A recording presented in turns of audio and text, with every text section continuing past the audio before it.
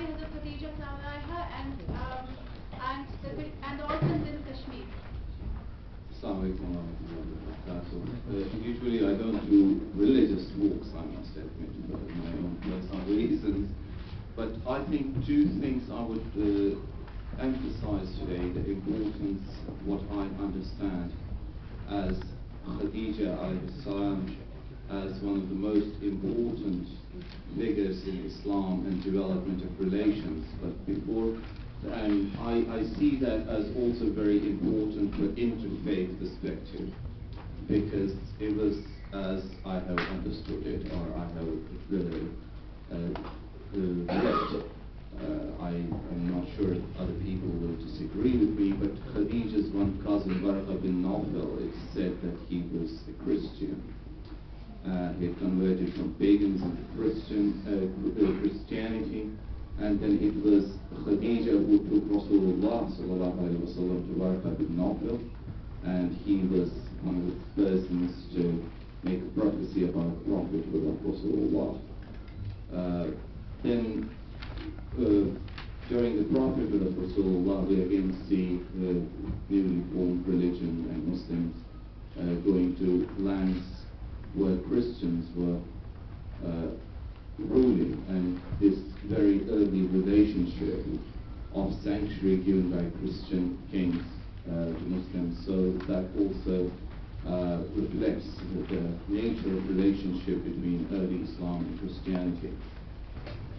Khadija is very important also in a male-dominated society, before Maulana Rizvi already talked about, in defying all odds and giving hope to women, not only women generally, but then because she became the Mu'mineen, so to Muslim women as well. What's important here is to understand the role Khadija played in institutionalizing charity in Islam, orphans mainly, and also the charity she endowed to the Prophet himself. Prophet is greatly indebted, sallallahu alaihi wasallam. And these days we have few problems even in the UK among Muslim society. Mainly I would like to talk about foster care in Muslims in this country. There is a very serious problem, and because of various reasons, some perhaps theological or some perhaps not, people are not able to understand. This problem is not solved, and I understand many councils working throughout the country trying to literally drill this into Muslims, that this foster care is very important. And I hope people take inspiration from Khadija about this issue as well.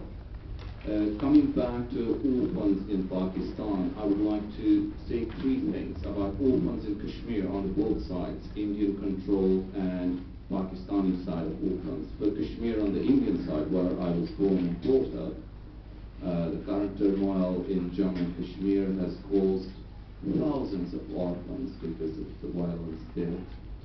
According to a report that was published by the University of Kashmir in Srinagar in 2003 by Sociology Department in consultation with Save the Children, they estimated up till 2003, up till 1998, there were 20,000 orphans, but this has been revisited. Now they have done a detailed study where they have found out there are nearly about 97,000 orphans, and only about 2,000 are being taken care in various NGOs, etc. So again, a problem. Then, because of the earthquake of 2005, we have a massive problem in Azad Kashmir of orphans again. And now this flood has left Pakistan devastated. And unfortunately, there are two things what I consider. One is fortunate and another is unfortunate. Fortunately, there are many countries, many faith groups, many organizations that are helping Pakistan, including a lot of charities from our country here in the UK, including faith groups, whether Muslim charities or Christian aid and other charities as well. So this also, while we're looking after this compassion being part of all aberrant faiths, it's very important that we understand and recognize faith as a force multiplier and faith as allowing us to gain some social action.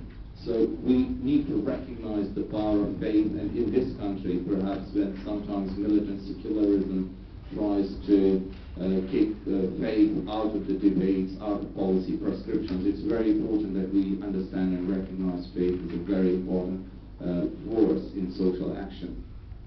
And ultimately, I would like to say that we all need to take inspiration from what's going on from our own history, but at the same time we cannot forget that it's not only within Muslim faith but other faiths as well, that compassion and mainly in Christian faith the part of compassion is also very important, so we can all join together to help the people in need, particularly orphans as well. Thank you very much. Thank you very much for highlighting the importance of really looking after the children of Pakistan and Kashmir.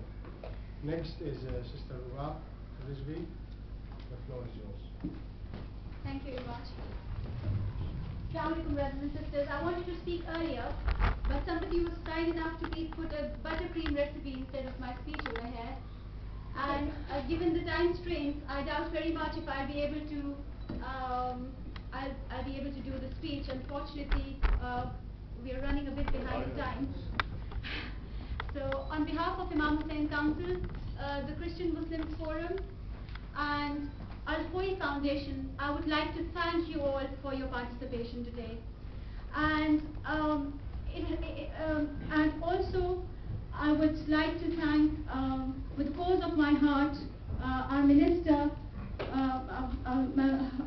who's come all the way from Pakistan. He's a hero when it comes to humanitarian causes, and he has been a judge in his life, and we would like, it is an honor for us to have him here with us. And also, Honorable Minister, this conference has been arranged in the time period of 3 days. So, as they say that, just take the name of the holy ones and the help comes, sort of a thing. So it is very kind of everybody to come and participate at such a short notice. Brother Julian, my sister Bonnie Evans, it's an absolute pleasure having you after Dr. Talib Varsi, my brother Mumtaz Shibli, my dearest uncle Dr. Adil Hussain Shah, who's left, who's just named me short notice now, and and everybody of you who's just named me lastminute.com or short notice, and you had to take a day off from work just to it means a lot. And also there were some brothers and sisters from the government who I asked to receive the minister. Thank you all very much for your participation. This conference today is very important in the sense that Markazi Imam Hussain Council over the last 32 years has arranged events to highlight and basically to commemorate and celebrate the birth and death anniversaries of Hazrat, and the reason being that they have been done so to promote sectarian and interfaith harmony in Pakistan. Recently, over the last 5 to 6 years, as you're aware, we have started commemorating events over here, important ones, interfaith. We had the last one at the House of Lords. And one of the main objectives of our seminars is to highlight the important role played by the ladies in Islam. And although this is like a background of the council, I would like to say that today the topic is interfaith. So although Hazrat Khadija Salamullah is the mother of Muslims, she is al-Mu'mineen, but the topic under discussion today is not the time period, not strictly speaking Hazrat Khadija Salamullah as the mother of Muslims, but as a mother of orphans. And this is the time period where she physically had not accepted Islam. As we we are aware, and this is important from the interfaith perspective, because Hazrat Khadija, as my brother Shibli, brother Murtaza Shibli said, she belonged to the lineage of Hazrat Ibrahim, and they basically migrated to Yemen and Mecca. And he was a very influential businessman, to an extent when there was a time where attempts were being made to steal the Hijra Aswad. It is a stone where Hazrat Adam repented upon and seeked forgiveness, and it is a stone which has a lot of importance in the sense of in the traditions about Hazrat Abraham also. So when attempts were being made to take the stone away from Mecca, it was Hazrat Khadija's father who prevented it from happening. She was from a very influential Christian family, and but what is interesting is that despite the fact that she was from a very influential family, after her father's death, she expanded her business to an extent that it was said that she was famously known as Malikatul Arab, as the Princess of Arabia. And it is in some narrations that she was such a successful businesswoman that it required around 80 to 90,000 camels back in those days to take her goods back and forth. So it used to be the goods of the other people in Mecca on one side, and it used to be Hazrat Khadija Salamullahi straight on the other side. What does that say to us? She as a businesswoman is known as the Princess of Arabia, and let's keep an issue the time zone. This is the time where it was very common to bury your daughters alive as soon as they were born. This is the time period when the daughters were being buried alive. And this is the time period, and in that time period where people used to bury their daughters alive of shame, because of fear of poverty, and because they were considered, bad luck. This is the time when Hazrat Khadija earned the title of Tahira. Again, this is the time where she had physically not accepted Islam. And her contribution in terms of humanity, they were just massive.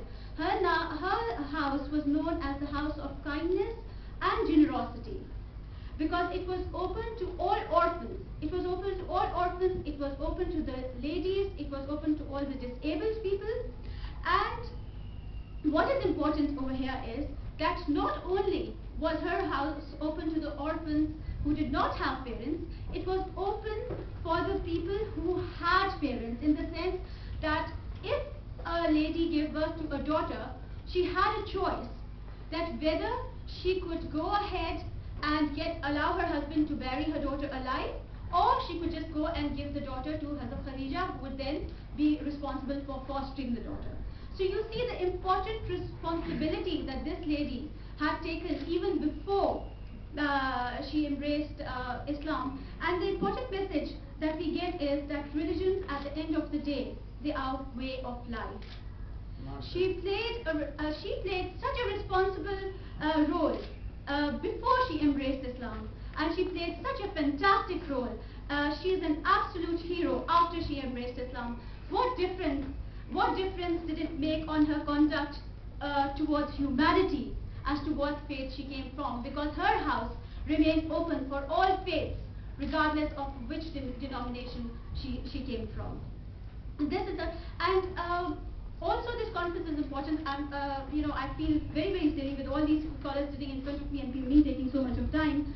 But just very briefly, it is very important because we wanted to especially thank our Christian brothers and sisters and our brothers and sisters from all the different faiths who had joined all voices of condemnation on the Quran burning issue. And it shows what we can achieve together, and it shows, and we would like to express our gratitude, because unfortunately there is little wisdom in selecting passages from the Quran and giving them a certain meaning, because as all my brothers and sisters in faith are aware, all the divine books they have come with legislative and informative profits. And although we can grasp them at times conceptually, it is not really possible to understand them, understand the essence of them. And there is a reason why we've had prophets come to explain to us the divine messages. And Quran very briefly promotes three kinds of unity. It promotes three kinds of unity. Or as I say, maybe unity is a wrong word, maybe tolerance and acceptance, maybe brotherhood. It's brotherhood by blood, it's brotherhood by religion, and it is brotherhood by blood, it is brotherhood by religion, and then it is universal brotherhood. And when you say Bismillah ar-Rahman ar-Rahim, when you say Bismillah ar-Rahman ar-Rahim, this verse in itself has both universal unity, universal brotherhood, and Muslim brotherhood in it also. Because in capacity of Rahman, when Allah subhanahu, thank you very much. Okay. When Allah subhanahu wa ta'ala is Rahman, He is the beneficent. He gives to you regardless of what you believe in. He gives you the ears, He gives you the nose, He gives you the eyes, and whatever your denomination, He gives to you. He is the beneficent. He will give to you. Whatever you believe in. And even if you don't believe in Him, He will give to you. This is His capacity as Rahman, that He will give to you. And not only will He give to you, but He will also, not only has He created you, but He has also provided means for you to find your sustenance. Like for example, keep a sugar pot and see how the ants will find their way to it.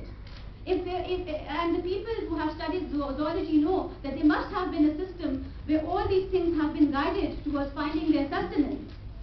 So not only does He give, but He has provided people sustenance regardless of their beliefs. And from this word, Raham, from this word Rahman comes the word Raham, which means the womb of the female. And I'm going to raise an important point here, that there is a writer by the name of Amuli who says, I am Allah and I am the beneficent, and I have created the womb. So whoever keeps, and I have derived its name from mine. So the word Raham, the female womb, has been derived from the word Rahman. So Allah has associated, and this is very important in terms of understanding the role that the ladies can play, that Allah has derived the word Raham from His own name Rahman, where He gives to all, regardless of their beliefs. And from that has been derived the word Raham, where He says that I am Allah and I have created the womb. So whoever, and I have derived this name from mine, and so whoever breaks its kinship, I will break kinship with them. And whoever keeps its kinship, I will keep kinship with them. And I could have gone in detail, but there is absolutely no time. The thing is that who are your brothers and sisters in faith? That Allah subhanahu wa ta'ala says that if you break kinship with them, I will break kinship with you. According to the Islamic tradition, every child is born pure, and every child is born with one faith. So all of them become brothers and sisters in humanity. You don't become brothers and sisters in faith because of the faith you follow, but because your faith makes it obligatory for you to believe in universal brotherhood. Thank you very much. Thank you very much, Sister Rubab. And I have to say, we must be proud in the Muslim community to have a sister like Sister Rubab, who can organize a very successful conference like this within 3 days. I think that must be a record.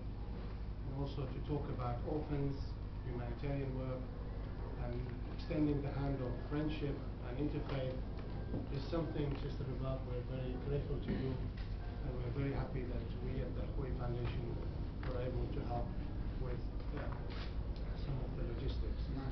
We have exceptionally given extra time to Sister Rubab, but I request the next speakers to be brief, 7 minutes each, so we can allow the Minister to speak and take some questions. Our next brother is Dr. Wasi, and can I request you to take the floor?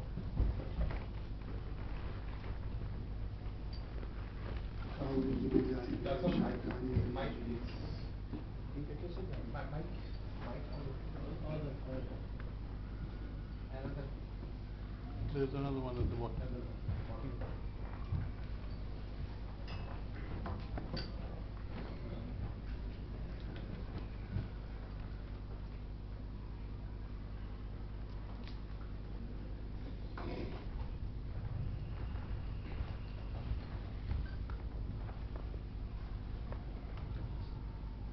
أعوذ بالله من الشيطان الرجيم بسم الله الرحمن الرحيم الحمد لله رب العالمين والصلاة والسلام على أشرف الأنبياء والمرسلين وخاتم النبيين بسم الله الرحمن الرحيم قل يا اللهم مالك ربك تؤتي منك من تشاء وتعز من تشاء وتذل من تشاء بيدك خير إنك على كل شيء قدير.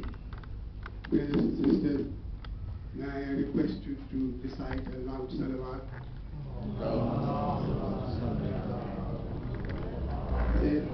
There are quite a few things that have been mentioned.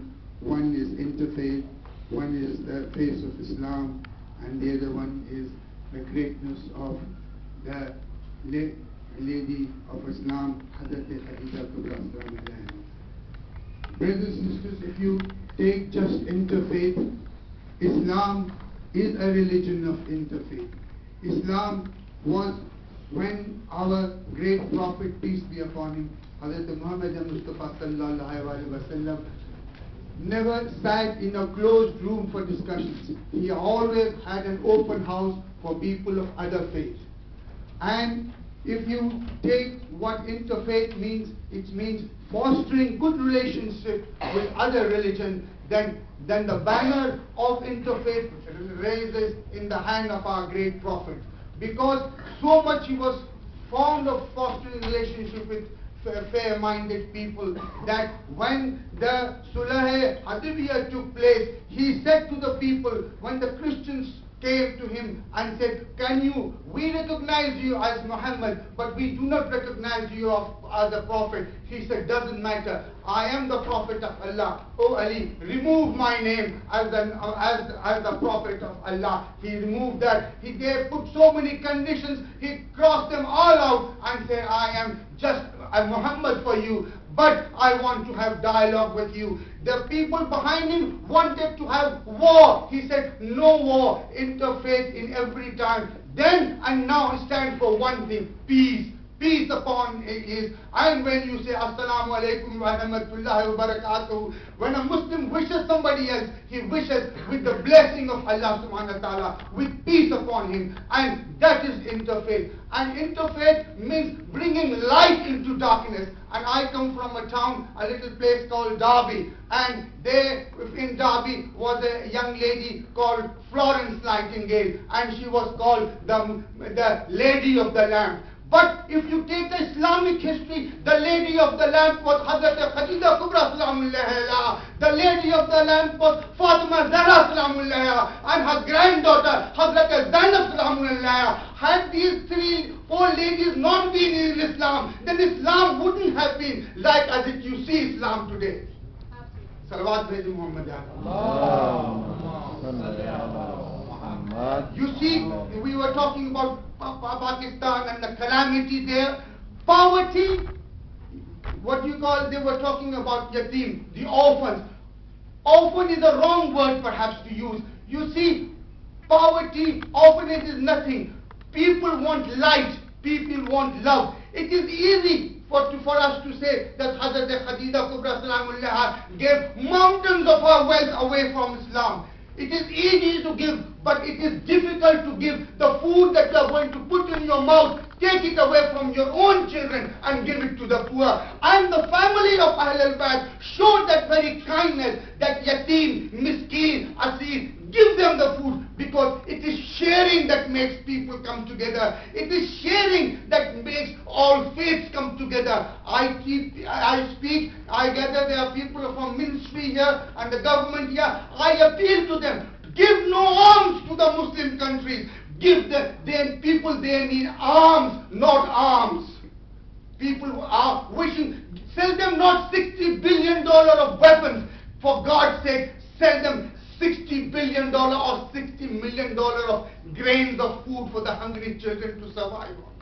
Send them shelter that they do not lie or just under the blue sky or in the clouds and the rains that come there. People are not looking for that. When you talk about Islam, people are talking in the media about the Islam what is seen and read in the newspapers, on the streets of Baghdad, on the streets of Karachi, on the streets of Lahore, when the bombing takes place in the mosque, in the graveyard, in the people's home. That is not Islam. Islam you want to see, these girls who have organized this institution today meeting, they are the true Muslims of it. They are the true representatives of Islam. If you want to foster relationship, for God's sake, give them the media attention that they deserve. They have given up their time, they have given up their food, and they have the little sister here has given her a chicken tikka recipe as well to be here on time. For God's sake, give them the time they need, give them the attention. They are the true faces of Islam. What the media gives you, the time of the bombing that takes place in Karachi, the time the media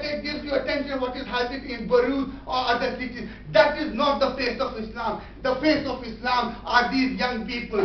They need attention. And if you're talking about Khadija Kubra Salamullah, for God's sake, she has given the light in Islam. She has given you love for it in the heart of Islam. She has given you the breath of kindness in Islam. Love that lady, and what that lady deserves is her very grave in Makkah. Her very grave in Makkah has been bulldozed by the government of the country. For God's sake, if you love the lady, give her the grave she deserves. Give her the grave she deserves. Appeal to the people of United Nations. Appeal to the United Nations people who sit there on big thrones and chairs. This lady is the lady of lamb. This lady is the lady of kindness. For God's sake, allow a little candle to burn on her graveside. That's what she deserves. That she will want. And I think my brother is going to give me a jolly good kick under the table if I don't stop. But if I had time, I would have told you what Islam actually is. Islam is love. Islam is kindness. Islam is charity. Islam is not taking. Islam is giving. Giving to all those Christians, Jews, Hindus, Kafir, Kufar, believers or non-believers, because they are all the children of Allah subhanahu wa ta'ala.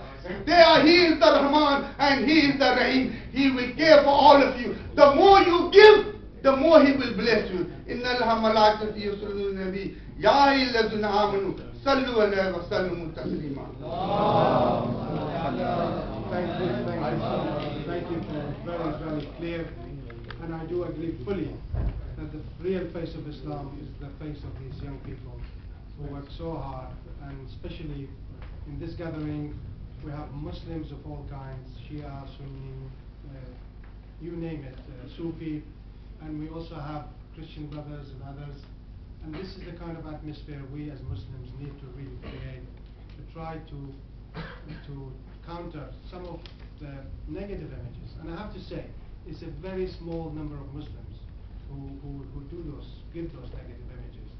We have a duty to counter it, but we need to work together as Muslims. We need together as Muslims and Christians, and we need to counter this. And I congratulate you, Sister Rubab, for this very fascinating, organizing this very fascinating event. Next is Brother Julian Bond, and let us have his perspective. And I hope.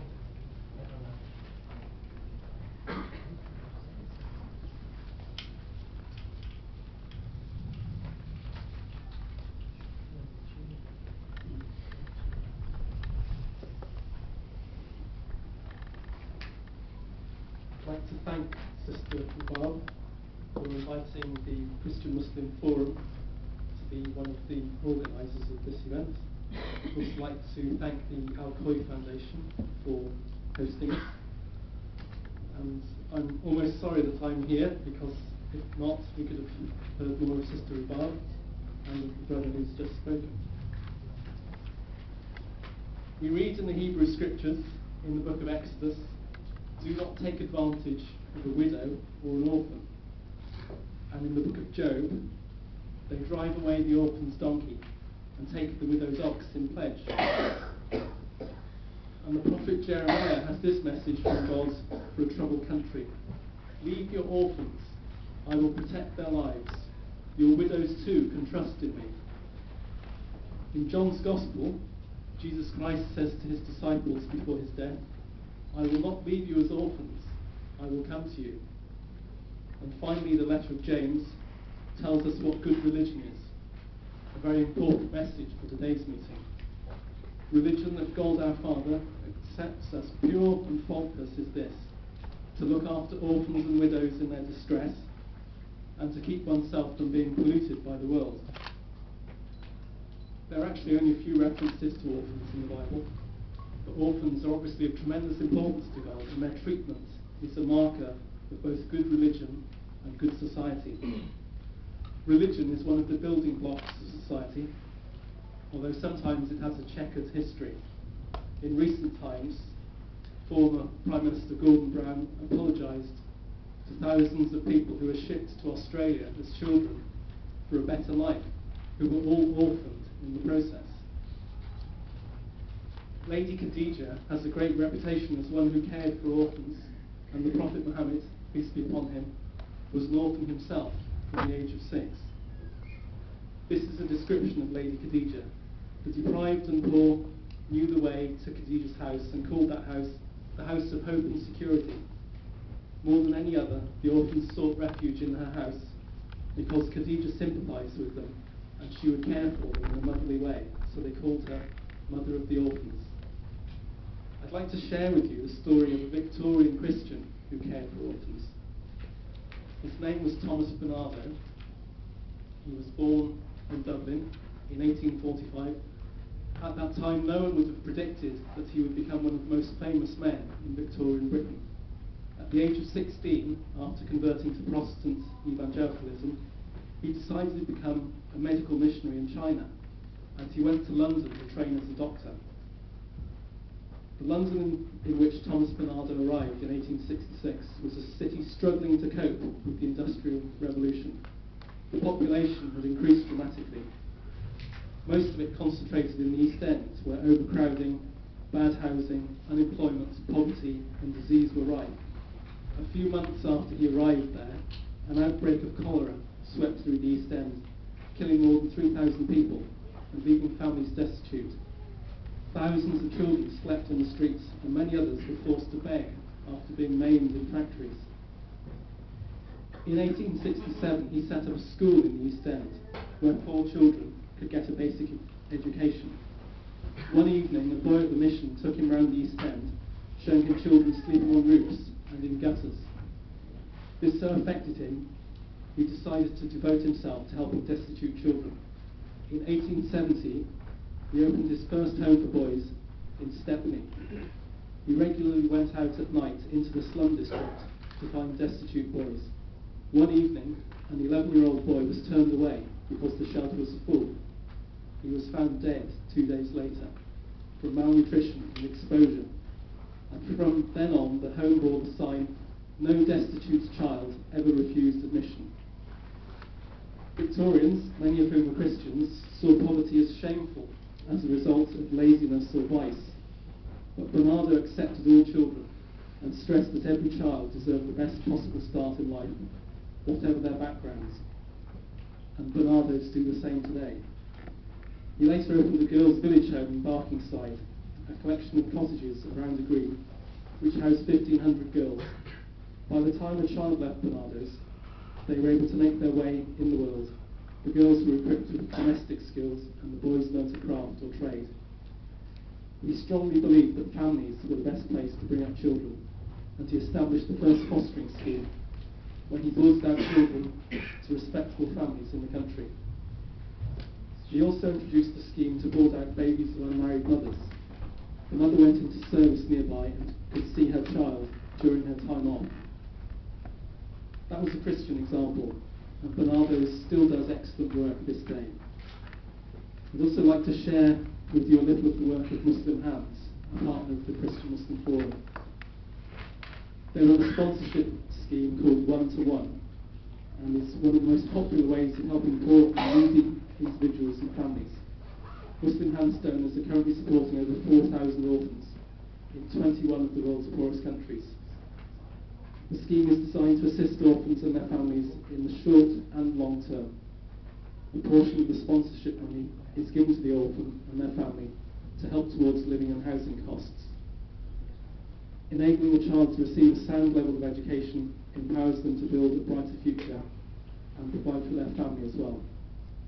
Muslim Hands has done a great deal of work to support those suffering from the floods in Pakistan, and the Christian Muslim Forum has been supporting the relief efforts with a picture of flood victims on the homepage of our website with a link to the Disasters Emergency Committee, which includes a number of Christian and one Muslim organisation: CAFOD, Christian Aid, Islamic Relief, Oxfam, Tear Fund and World Vision.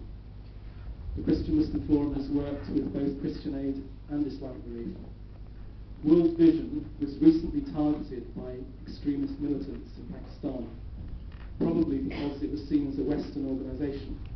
It is in fact a Christian charity, but the staff who were killed in Pakistan were all Muslims. There is much work to do both for orphans and flood victims, but also to improve relations between our two faiths, which is the ongoing mission of the Christian Muslim Forum. Working together as people of faith to help the needy, to paraphrase Muslim Hands strapline, is a critical contribution to both tasks. Thank you. Thank you very much, Julian. We have a long way to go to try to address some of these misconceptions or misunderstandings we're doing all the success. Next will be the message from the President of Pakistan, which will be read by Hussain from the Imam Hussain Council. Are you around?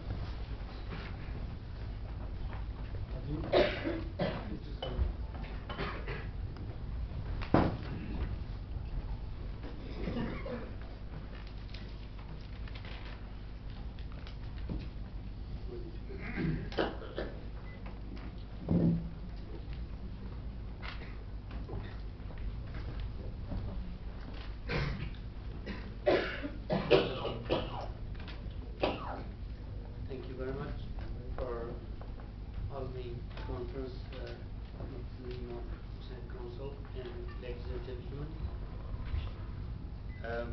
My task is very limited, so I was given the task to read the message of President of Pakistan, Asif Ali Zardari, as it received, means in Urdu. So the people who don't understand it will be given the translation afterwards. So in his own words. हज़रत बीबी Khadija कुबरा ban अल-अदयान आलमी conference के मौका पर सदर मुमलिकत आसिफ अली ज़रदारी का पैगाम। मुझे ये जानकर खुशी हो रही है कि आलमी इमाम इस्लाम काउंसिल हज़रत बीबी खदीजा कुबरा बैन अल-अदयान आलमी कॉन्फ्रेंस का इनकार कर रही है। गुज़श्ता चंद कुछ बरसों से दुनिया भर में बैन अल-मज़ाहब हमांगी के लिए बहुत काम हो रहा है। दुनिया में अमन और आश्ती के लिए उस पर मज़ीद काम करने की ज़रूरत है। इस सिलसिले में इस कॉन्फ्रेंस का इनेकाद, जिसमें दुनिया के मज़ाहब के सरकर्दा उलमा भी शिरकत कर रहे हैं, एक इंतहाई मुस्तहसन कदम है। पाकिस्तान की अपील पर कुरान पाक के तक़द्दुस के लिए पूरी आलमी बरादरी ने जिस तरह मुसलमानों का साथ दिया है, वो जज्बा काबिल कदर है। आलमी इमाम हुसैन इस्लाम काउंसिल ने इजहार तशक्कर के लिए मुफरद तरीका अख्तियार किया है और यौम तशक्कर को मौसम इस्लाम हज़रत बीबी खदीजा कुबरा से निस्बत दी है, क्योंकि हज़रत बीबी खदीजा कुबरा की हस्ती तमाम दुनिया के लिए मशअल राह है। उम्मुल मोमिनीन हज़रत खदीजा कुबरा सल्लल्लाहु अलैहा की ज़ात पाक तारीख़ इस्लाम का ज़रीन बाब है। नबी आखिर ज़मान हज़रत मोहम्मद सल्लल्लाहु अलैहि वसल्लम की शरीक हयात की हैसियत से वो एक आला रुतबा की हामिल शख्सियत हैं। इस्लाम और इशाअत इस्लाम के लिए उनकी खिदमत किसी से पोशीदा नहीं। उनकी अमली ज़िंदगी हम सब ख़ास तौर पर मुसलमान ख़वातीन के लिए मशअल राह है। आज हमारा मुल्क जिन हालात से गुजर रहा है, उनमें हज़रत खदीजा कुबरा जैसे जज्बा इसार वफा की अशद ज़रूरत है। आलमी इमाम हुसैन इस्लाम काउंसिल इत्तेहाद उम्मत का एक आम इदारा बन चुका है, जहाँ तमाम मकातब फ़िक्र, उलमा इकराम और स्कॉलर्स बाहम हमांगी फ़रोग़ देते हैं। इस अदारा के अरकान की हिम्मत, मेहनत, हौसला और लगन काबिल इस्ताइश है। कि गुज़श्ता 30 सालों से मुसलसल ऐसी तकरीबात का इनेकाद कर रहे हैं। मुझे खुशी हुई है कि आज इस कॉन्फ्रेंस में तमाम अदियान की सरकर्दा शख्सियात शरीक हैं। आलमी इमाम हुसैन काउंसिल की ये कोशिश यकीनन बैनुल मज़ाहब आमांगी काम करने में अहम किरदार अदा करेगी। मेरी नेक तमन्नाएं और बहुत सी दुआएं उनके लिए। We send best wishes to all of you. Thank you very much. We now have Sister Shazia Shah who will do the translation.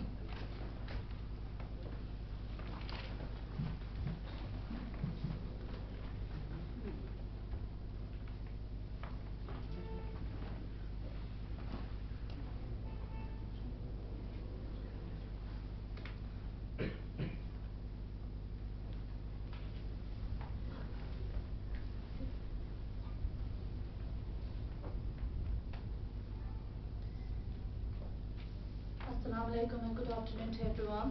On behalf of the International Imam Hussain Council, I'd firstly like to say thank you to everyone who's attended today. Syed Hussain Shah from Imam Mission has just read you the message that's come from Asif Ali Zardari. I'd like to translate that for some Babban sisters here to understand. I am delighted to learn that International Imam Hussain Council has held a conference with regards to Hazrat Khadija in conjunction with the different faiths of the world. In the past few years, a lot of work has been carried out to encourage the unity and understanding of the world's religions, and for the sake of peace and harmony, much more work needs to be done. In order to achieve this purpose, holding a conference like this, whereby representatives of different faiths are participating and taking interest, is a very positive step indeed. On Pakistan's appeal concerning the sacredness and preservation of the Holy Quran, the manner in which the non-Islamic faiths supported the Muslims was extremely moving. The International Imam Hussain Council has chosen a unique way to express our gratitude by holding a platform such as today and attributed this conference to a renowned Islamic personality, Hazrat Khadija Salamun Alayha, whose personality is an example for this world. Not only did al-Mu'mineen Hazrat Khadija Salamun Alayha attain the prestigious status as the wife of our Holy Prophet Muhammad sallallahu alayhi wa sallam, she also had an identity of her own, whereby her personality is considered a golden chapter of history, holding a significant role in the spread of Islam. Today, no one is oblivious to her outstanding contribution to Islam. Her professionalism and practical life is an example for all of us, especially for our Muslim women. Looking at the state of our nation, which is in today, passion and enthusiasm like that of Hazrat Khadija Salamun Alayha is extremely essential. The International Imam Hussain Council has become a very significant platform in promoting unity where leaders of different faiths actively cooperate with each other. The continuous hard work and passion of the people of this organization over the last 30 years is very commendable. I'm very pleased that today in this conference we have leaders of different faiths participating to forward a noble cause. This council's struggle and effort will surely have a significant impact in achieving the unity we thrive. My best wishes and prayers are with them all. The President, Asif Ali Zardari, is very keen on promoting interfaith dialogue, and this message was kindly sent on a very short notice by the President. We appreciate his time and effort in sending this message, and once again we'd like to thank everybody on behalf of International Imam Hussain Council for attending today's event. Thank you very much, Sister Shazia. And next, we are very honored to welcome Minister Gillani for sparing the time to come and join us. We thank you for coming here. We thank you for being the voice of moderation and for improving British-Pakistan relations. And please feel free to address us. And the Minister has kindly agreed to take a few questions after his speech.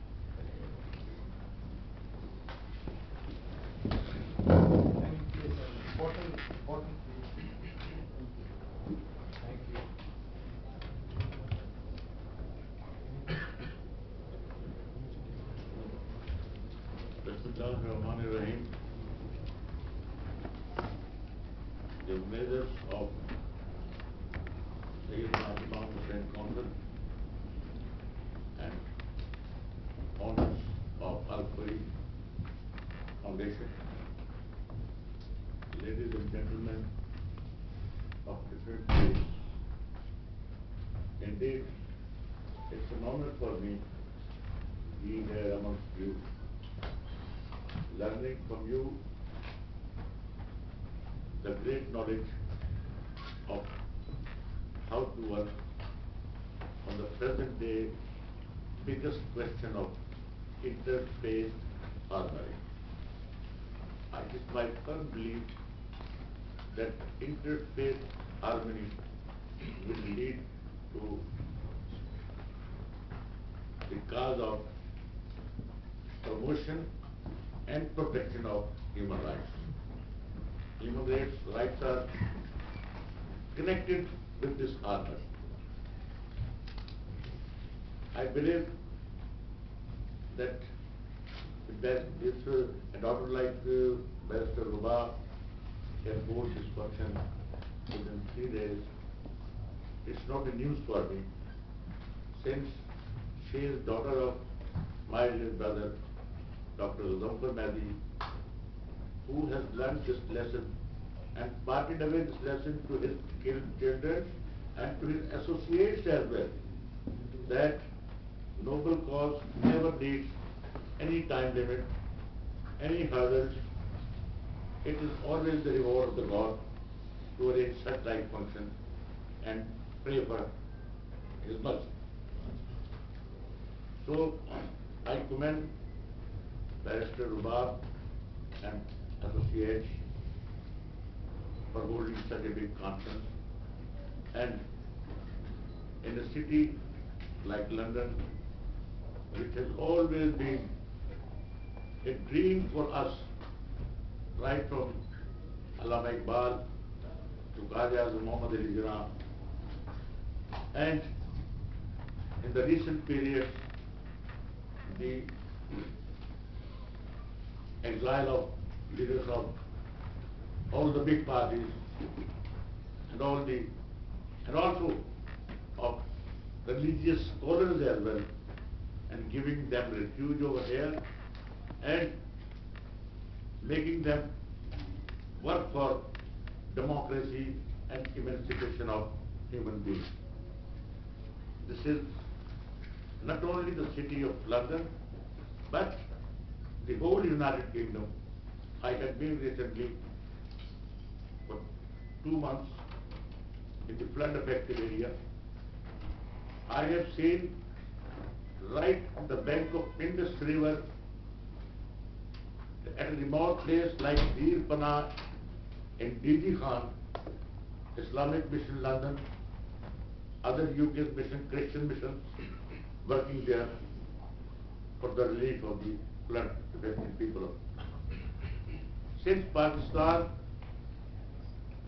is a creation of one man, one vote, and one man, one vote, it is our firm belief that it is only the right of the people to decide their fate.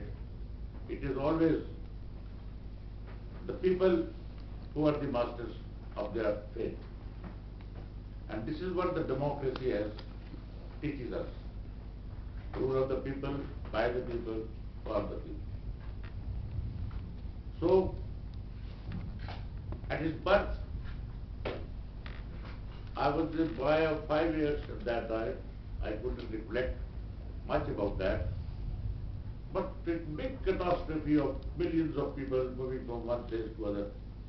The state didn't have anything, even the offices, even the desks, even the finances. Still we moved further. Then the separation of the bigger portion of the former Pakistan, again a biggest catastrophe. Then in Afghanistan, millions of people taking refuge in Pakistan, and we are still playing host to those millions of people. Out of them, only 10 or 12% have gone back. Majority of them are in Pakistan. That is the tradition which we have learned from our religion and from the life of the first lady of Islam, that Hazrat Khadija, that to give protection to the needy and to pet orphans. It is the main cause for which the human being is created. And then again, time and again, apart from it, that man-made catastrophe has also happened to Pakistan. Out of 63 years, we have been ruled by 36 years by the dictatorship. That is also a catastrophe as far as the Pakistan is concerned. Undemocratic regimes. And undemocratic regimes are no one. I am a very humble student of politics, but they have been patronized by the civilized world as well. My rights were being paralyzed in Pakistan. I am a judge, I am a law professor. We were in the jails, in the camps for years together for cause of democracy. The leadership was in exile. And we had to fight the four dictatorships. And I'm proud to say that my party chairman, we have given lives of 3 chairpersons. Syed Photo, Motherma Begum Photo, almost dead. And lately, Syed Benazir Photo. It is never in the democratic history of anywhere in the world that for the cause of democracy, for peace through peaceful methods, hundreds of political workers have given their lives. Hundreds of political workers, media persons, professors, ulamas, they have seen the jails and the prisons and the atrocities. Then again, in 2005, we had a big earthquake.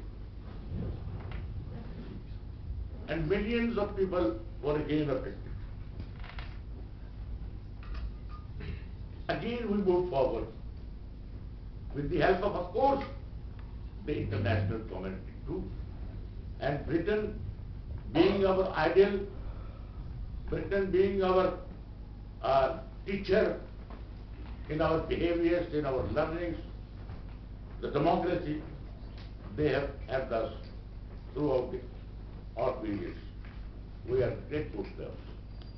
Islam teaches us that we should be grateful to those who help you at the hour of trial. So ladies and gentlemen, then again, now we are fighting a war against terror. Now we have become the frontline state.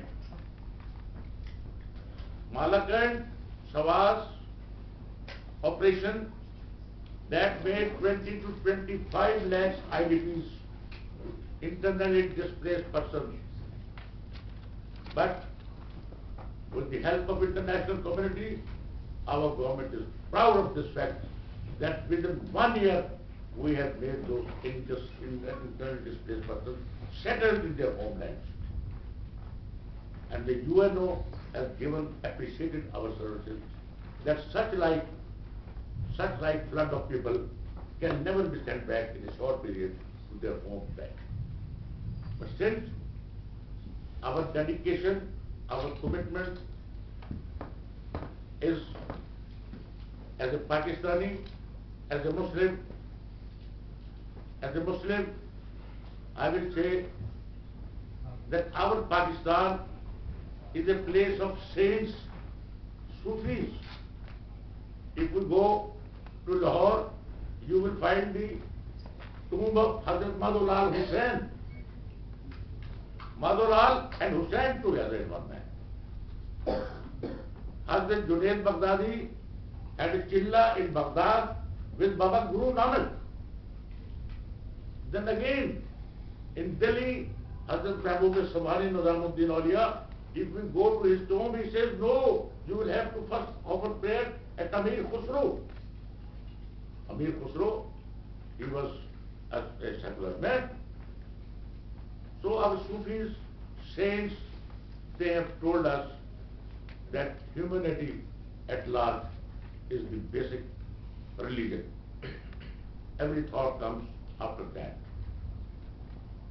So gentlemen, of the great honors, of the great education, and highly reputed you people.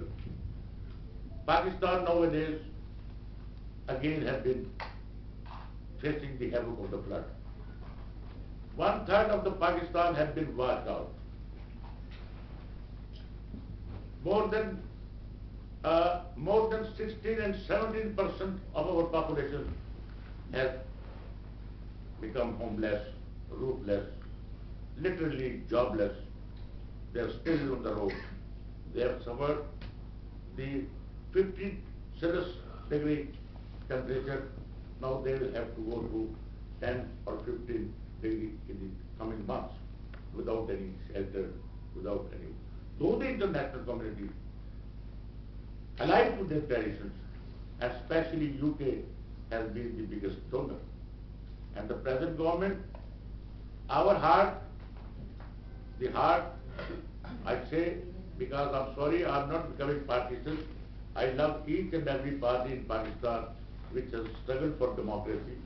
But since I belong to a particular party, we have said, our leader said, Benazir Bhutto said it, that the best revenge from the dictatorship is the democracy.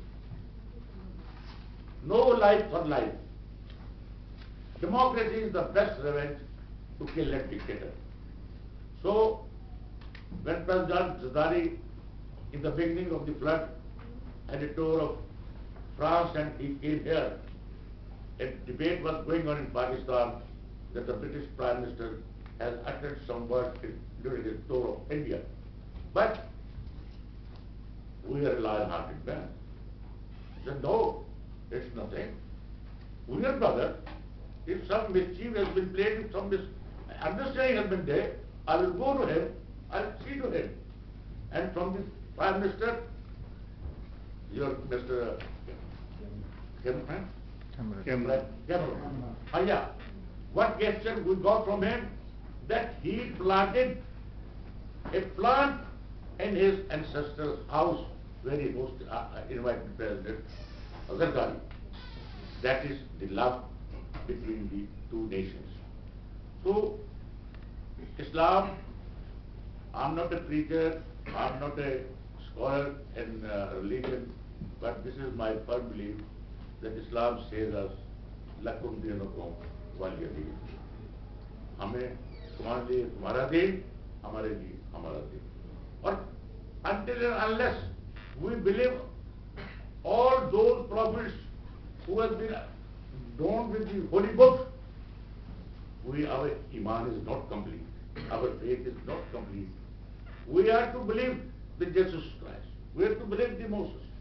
We are to believe all the four for whom the books were ordained. Not only Prophet Muhammad, peace be upon him. And as we got the article, very wonderfully said by the speaker before me, that the respect for the orphan is that the prophethood was bestowed on the orphan Muhammad alayhi salatu wasalam. That is the lesson of Islam. So, in Pakistan, last of all, I will, within no time, I will summarize my statement, though Barrister Rubab has done a wonderful speech for me since I didn't have any time. I requested her, and I asked in Pakistan, his father also, he's a my friend, he's right many things for me. He's such a giant that he'll host three meetings under Imam Hussain Council, under Al-Khoei, under Saraiki Tanzeem, under religious interfaith community. Three meetings, one at Lahore, the other at Mehdi, and third at Gillani. So, it's wonderful. I'll keep it with me. I will give it to press in Pakistan. That Barrister Rubab has written it for me, and I will deliver it over. Since I'm a political worker, I wanted to express also from my heart. So now the commitment of the present government to the human rights. For the first time in Pakistan, the human rights ministry, full-fledged ministry has been created. And I being the most senior man in the party, I was given the charge of this ministry. The human rights problem as you all know, that in a society where the education is very less, where the economical conditions are very poor.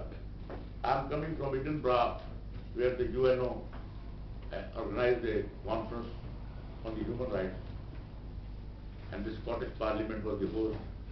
There, the topic was business and human rights.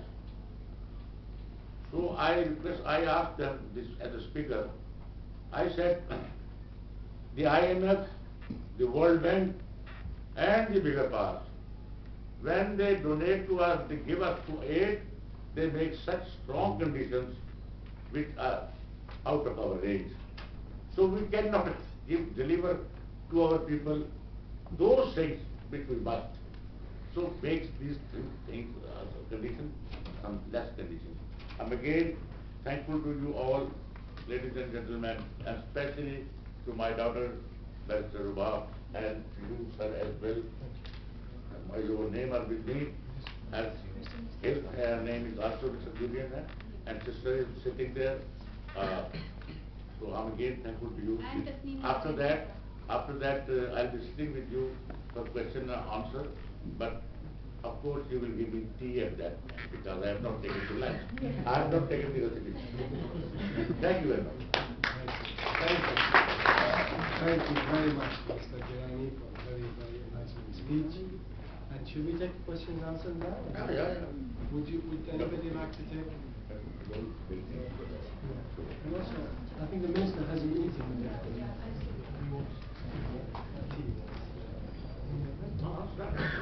Should we start the question? Yeah, why not? By the way, I had to, at 5 o'clock for another meeting.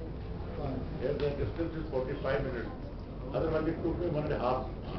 So we have about 25 minutes for questions. Shut up. Yeah, please. Minister, first of all, thank you very much for your very thought-provoking speech. First, I would generally, because I'm not Pakistani, I'm a Kashmiri from the Indian side. I was born there, but being a Kashmiri, I monitor Pakistan very closely, and it's something very close to my heart. A few things. If I ask you, it's a very positive thing that human rights ministry has been established under the current government. What's the general appraisal of, particularly there's a lot of criticism of Pakistan about certain laws that discriminate against minorities. Being a Muslim minority living here, we appreciate how much it's important having human rights enshrined here in Europe or in our country, in the UK. I can appreciate or I can sympathize with certain minorities living in Pakistan. Being myself a minority in India, we understand. So what are the reasons and what are you doing to address that? Very good question. Yeah. Do you want to take the mic? Just quickly, please. Very fast. Okay, once again, thank you very much. My question is very brief. To start with, I commend your government to have human rights ministry now. As a minority living in the West, as a Muslim, I understand the concerns of minorities and the legal guarantees we have in this country or in West. Similarly, I appreciate the differences or the difficulties faced by minorities in Pakistan who are not Muslim, and they complain about various discriminating laws. I was wondering what your government is doing to address those concerns. For example, Christians have many problems in Pakistan or other minorities as well. Thank you. That's a very good question. First of all, I would say that you must have seen Pakistan flag. The white represents the minority. That was our commitment, that minorities will be the equal citizen of Pakistan, and that is what the Constitution of Pakistan says. That is what the forefathers have said. And our first law minister was a Hindu, and the first Constitution. No, but anyway. decade. This decade has introduced many commercialism in the society, everywhere.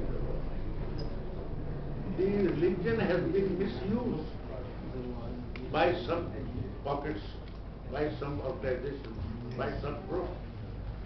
That religion has been hijacked, and that religion, not even minority versus the majority, but majority also fighting with each other.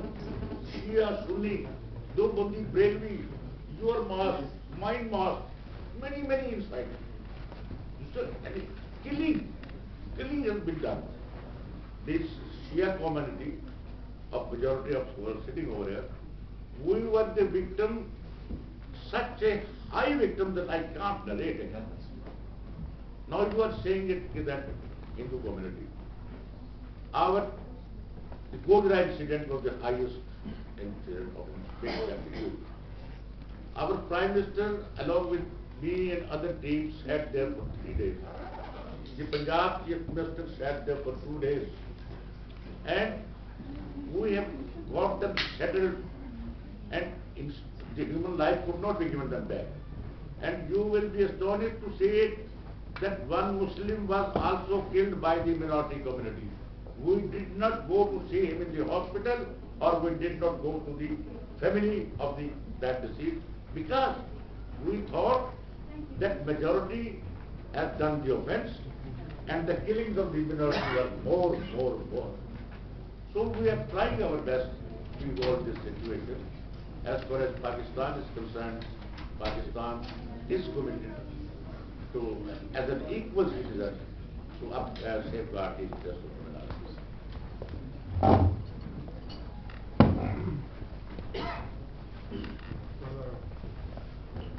All right.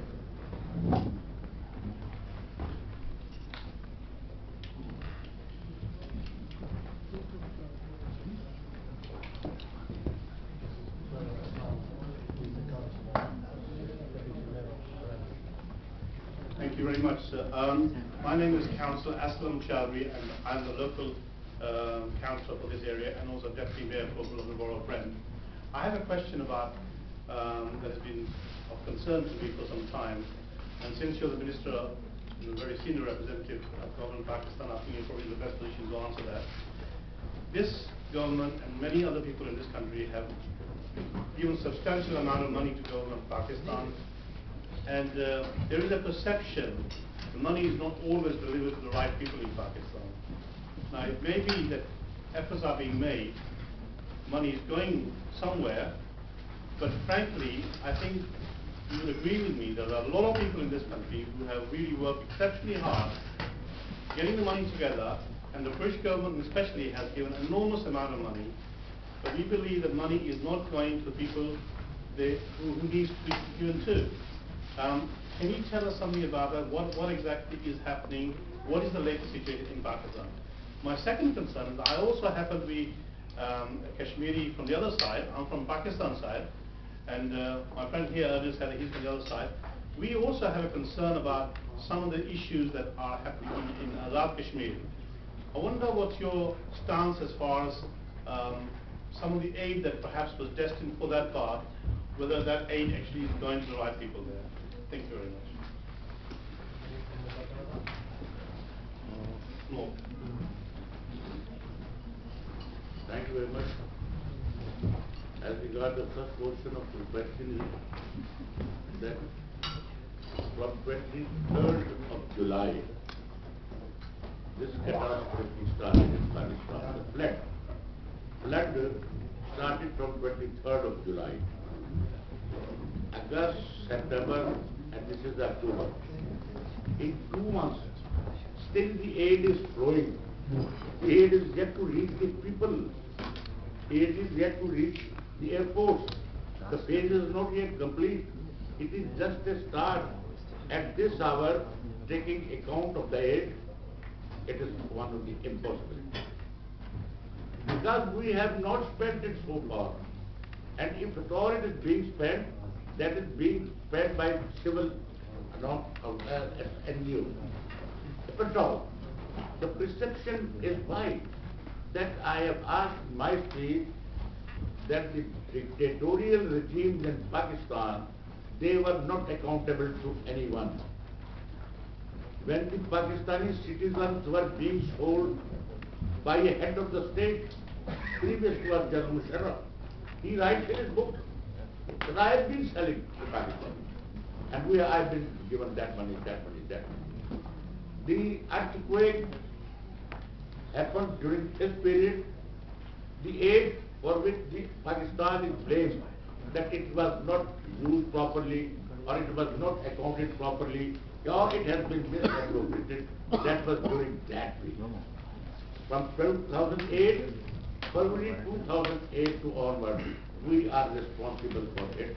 And we assure you, as a representative of the people and coming from grassroots level, coming from the blood bath of democracy, we will not misuse your trust. We will, inshallah, use it and you can take it account any time you like from any government function. Number one, Pakistan is Pakistan is a very strange country. It is a very polarized country. Different nationalities, different parties ruling different provinces. The blame going up one party or another party or another. As I've said, because the political freedom has never been given to the people. The alphabetics of politics is yet to be known.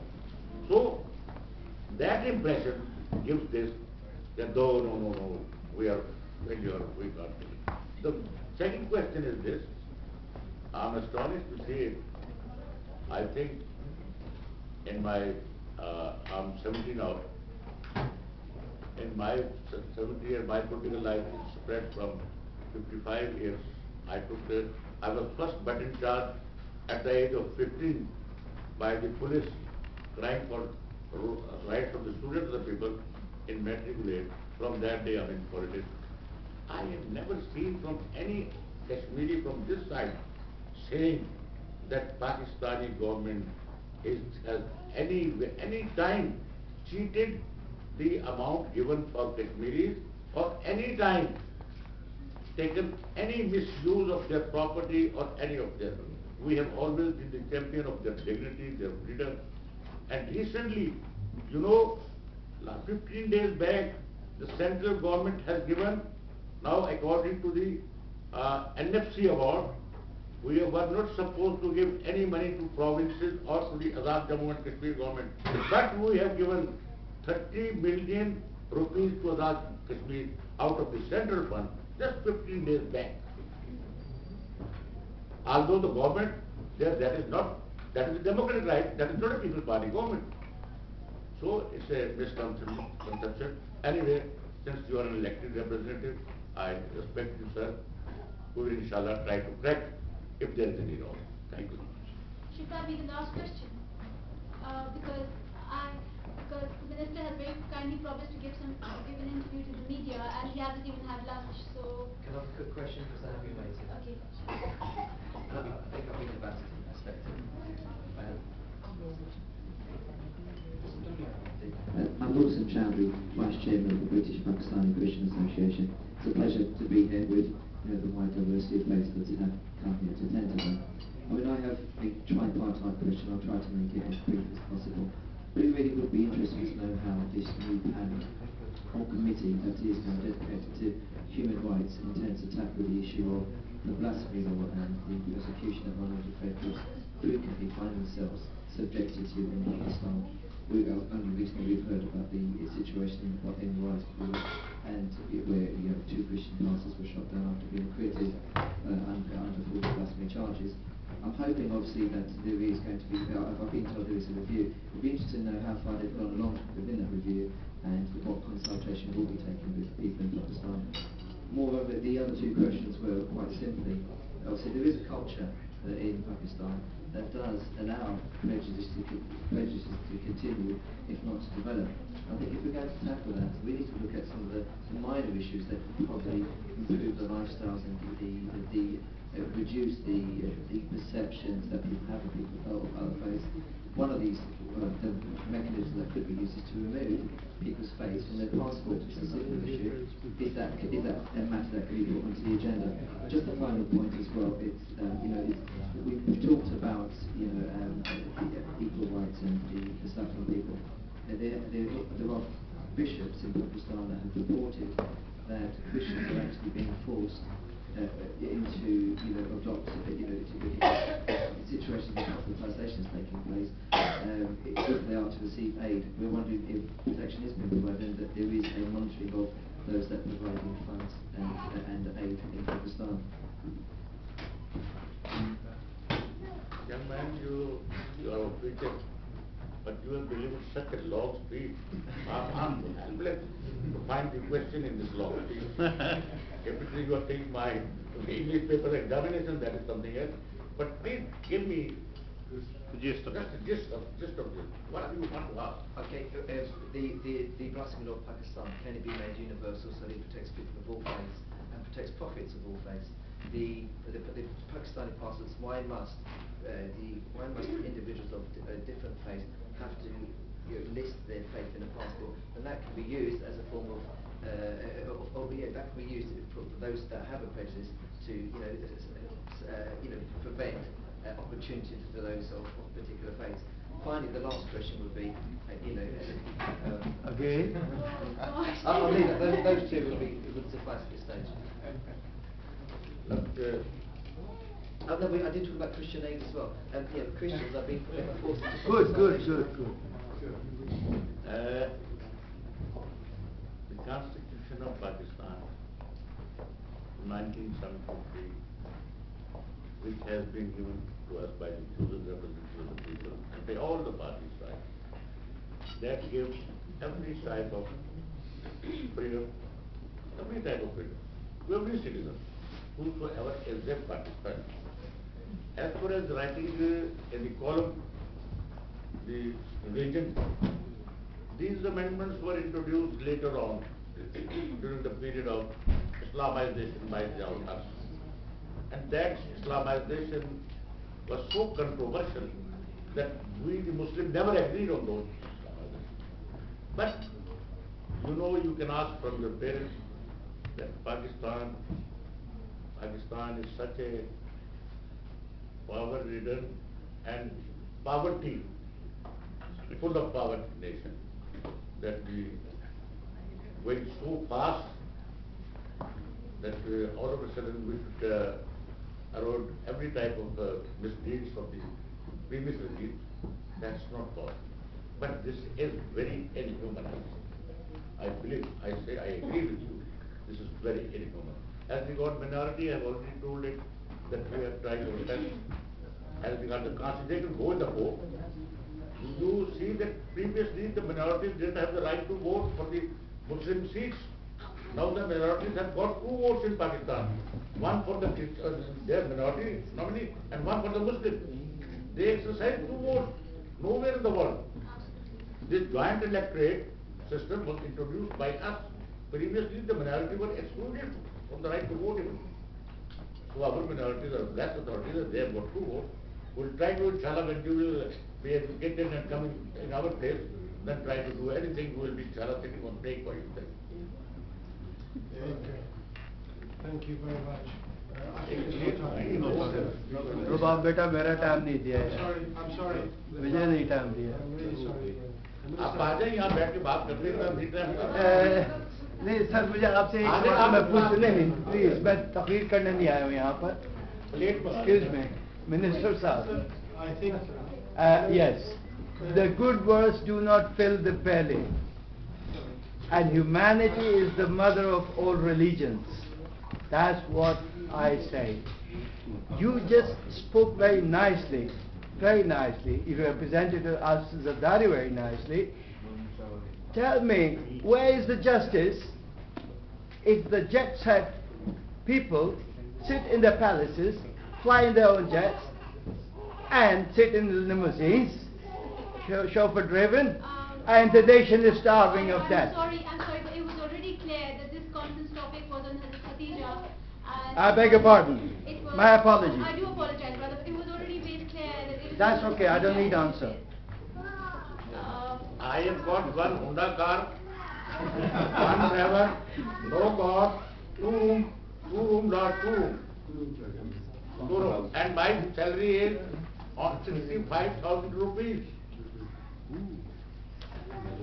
The judge of the High Court gets salary in Pakistan 4 lakh rupees. And I get 1,60,000, including the house rent. And he's been making all this talk without lunch. Why don't you have had lunch?